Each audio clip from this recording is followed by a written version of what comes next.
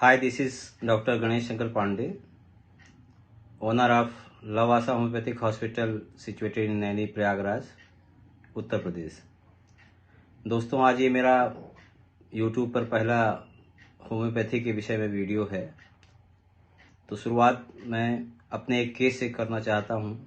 तो मेरा ये मानना है कि मैंने जो 16-17 साल में होम्योपैथी के फील्ड में अनुभव लिया है, केसेस को ठीक किया हुआ है, उस केस को ठीक करने की स्टाइल को कोई भी होम्योपैथिक प्रैक्टिशनर अपना करके अगर एक भी केस ठीक कर पाता है तो ये मेरे लिए बहुत बड़ी सफलता होगी।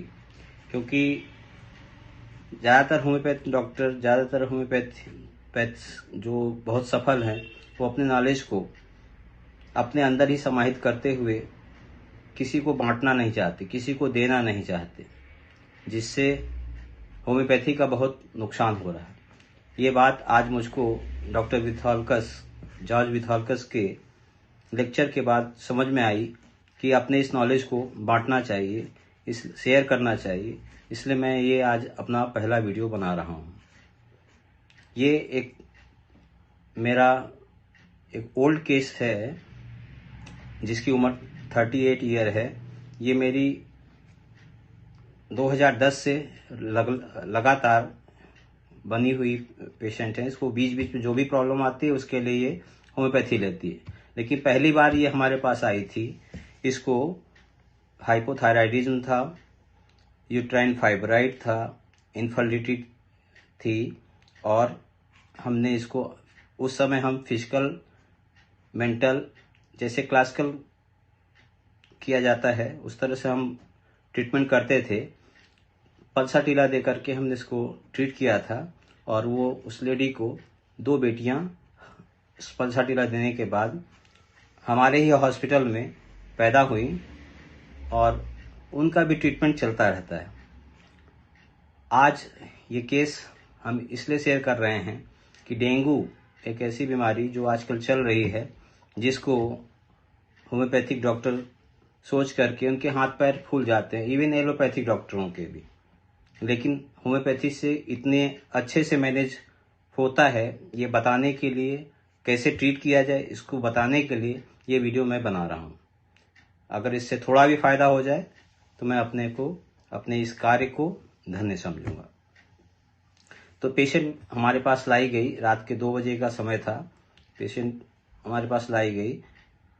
पेशेंट एकदम टॉपर स्टेज पे थी, बिल्कुल कुछ बोलना नहीं चाहती थी।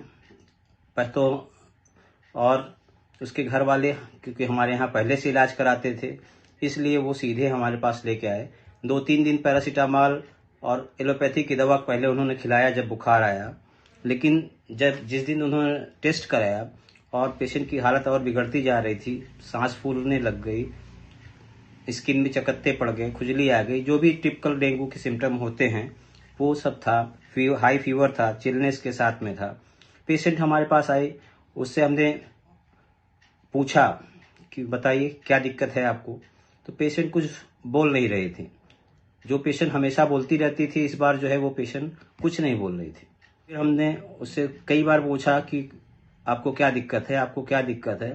तो 3-4 बार इंसिस्ट करने के बाद पेशेंट ने बताया सर बुखार है, और वो फ्राउन करके ये भौं जो है ये सिकोड़ के बहुत गुस्से की नज़र से हमारी तरफ देखी और बोलती है बुखार है। फिर यही देखने के बाद में हमने उसको दवा दिया और कुछ हमने उससे पूछा नहीं। उसके घर वालों ने बताया जब से इसको बुखार आ रहा है तब से केवल ये लेटी ही रहती है और कोई काम नहीं करती है, और बोलती है कि मुझको डिस्टर्ब मत करो।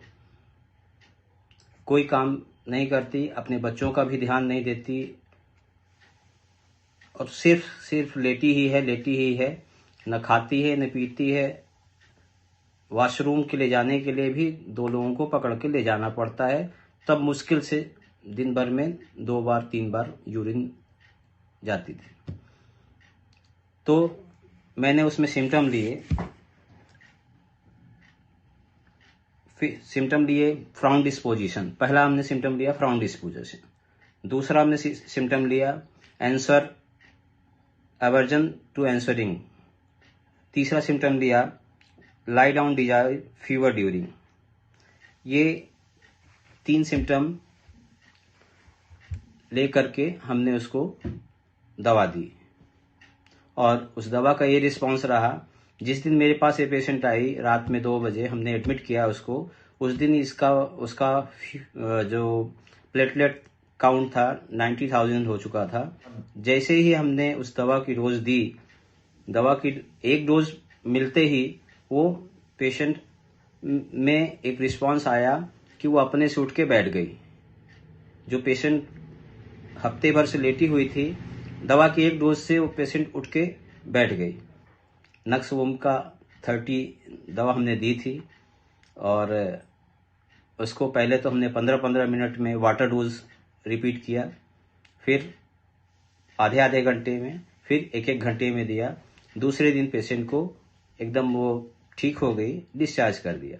ये केस में अगर आप इस तरह के केस आएँ तो आप डरने की बजाय कि डेंगू है या फला फीवर है, बस छोटी छोटी चीज़ें करनी हैं। जैसे अपनी रिपर्टरी में जो सिम्टम दिए हैं उसको तोड़ के ठीक करना है। हमने क्या किया, हमने केवल सिम्टम लिया डिस्टर्ब एवर्स टू विंग, उसको अगर डिस्टर्ब किया जा रहा था तो वो बिल्कुल पसंद नहीं कर रही थी, इरिटेट कर रही थी, फ्राउन डिस्पोजिशन हो रहा था, भौहें सिकुड़ रही थी, ये बीच का पोर्शन इस तरह से सिकुड़ रहा था। और अगर उनके मतलब परिवार वालों ने बताया कि जब से इसको फीवर आया तब से ये केवल और केवल लेटी ही है। हमने जो भी सिम्टम पेशेंट से पूछने चाहे, पेशेंट ने कुछ नहीं बताया क्योंकि वो इस स्टेज में नहीं थी। तो जो ऑब्जर्वेशन सिम्टम होते हैं, ऑब्जर्वेशनल सिम्टम होते हैं, वो सबसे ज़्यादा जरूरी सिम्टम होते हैं। अगर इसको पेशेंट कहीं से छुपा नहीं सकता, बाकी सिम्टम को तो छुपा सकता है, लेकिन ऑब्जर्वेशन वाले जो सिम्टम होते हैं उसको पेशेंट बिल्कुल छुपा नहीं सकता। और ये एकदम सटीक सिम्टम होते हैं ठीक करने के लिए। 2 दिन में डेंगू फीवर जो था 103 डिग्री था जिस समय हमने एडमिट किया था, और 2 दिन में ग्रेजुअली फीवर 103 से 102, 101, 100, 98.6 करके यहाँ से लवासा होम्योपैथिक हॉस्पिटल नैनी से डिस्चार्ज कर दिया। फिर उसके अगले दिन जब टेस्ट के लिए दोबारा दिया गया, ब्लड दिया गया, तो प्लेटलेट 1,35,000 हो चुकी थी और सारी कंडीशन, जनरल कंडीशन, भूख, प्यास, नींद, सब कुछ अच्छे से लगने लग गया। एक चीज़ और, जब भी कभी किसी पेशेंट को आप दवा दें, मेडिसिन दें और उसकी एनर्जी लेवल में इंक्रीज मिले, उसकी एनर्जी लेवल बढ़ती मिले, तो भले ही कोई भी फिजिकल सिम्टम, कोई भी डिस्चार्ज होते रहें, तो उससे आपको ये समझना चाहिए कि ये पेशेंट क्योर की तरफ जा रहा है। कभी डिस्चार्जेस होते हैं या हाई फीवर भी आ सकता है, कोई भी और रिस्पांस हो सकता है, तो उससे घबरा करके होम्योपैथिक फिजिशियन, इवन मैं भी जब शुरुआत में मैं प्रैक्टिस किया करता था, इस रूल को नहीं जानता था, जो ऑर्गेनान के हिसाब से बातें हैं उनको नहीं फॉलो करता था, तब मुझे भी घबराहट होती थी और मैं दवा को चेंज कर दिया करता था, मेडिसिन चेंज कर देता था, तो उससे हमें सफलता नहीं मिलती थी।